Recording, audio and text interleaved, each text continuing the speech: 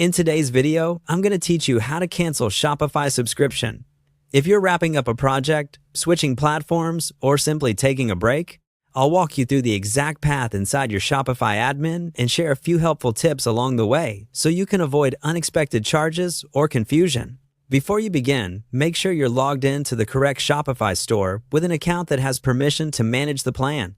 It's also a good idea to download any important data you might want later, like orders, customer lists, or theme customizations, and review any app subscriptions that might bill you separately outside of your main Shopify plan. Start by opening your Shopify admin and landing on the home dashboard. This is the main hub where you can see recent activity and store status. From here, navigate to the Settings area, typically found at the lower left corner of the admin. Settings is where Shopify keeps all the core controls for your store, including billing, users, and your subscription. Inside Settings, select the option labeled Plan. This section is dedicated to your subscription details. It shows your current plan tier, your billing cycle, and any important dates.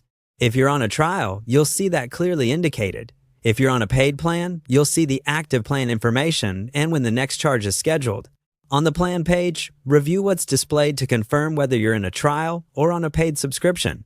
This is useful context because it helps you understand whether canceling will stop future charges or end a trial immediately.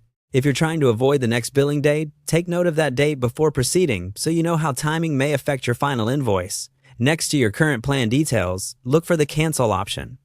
Depending on your region and interface updates, this might read as Cancel Subscription or Deactivate Store. Click that button to begin the cancellation process. You may see a short survey or a confirmation dialog explaining what happens when you cancel, such as losing access to the admin or your storefront going offline. Read those notes carefully so there are no surprises. You might also be offered alternatives like pausing your store or switching to a lower plan if your goal is a full cancellation. Proceed with the Cancel option. Once you've completed the on-screen prompts, keep an eye out for a confirmation message and, if applicable, a confirmation email. After canceling, verify that your store no longer shows an active paid plan. Remember, third-party apps or domains billed outside of Shopify may require separate cancellation. If you decide to return later, you can usually reactivate by logging back in and choosing a new plan.